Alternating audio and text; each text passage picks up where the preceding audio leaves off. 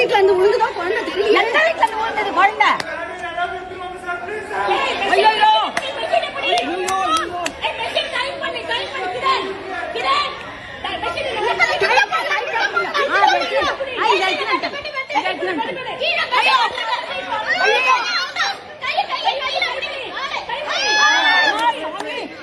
கடவுளே கடவுளே பச்சைமா பச்சைமா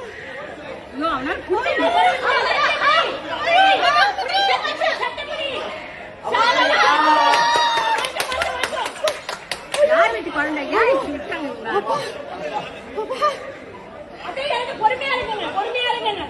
ஐயோ அப்பா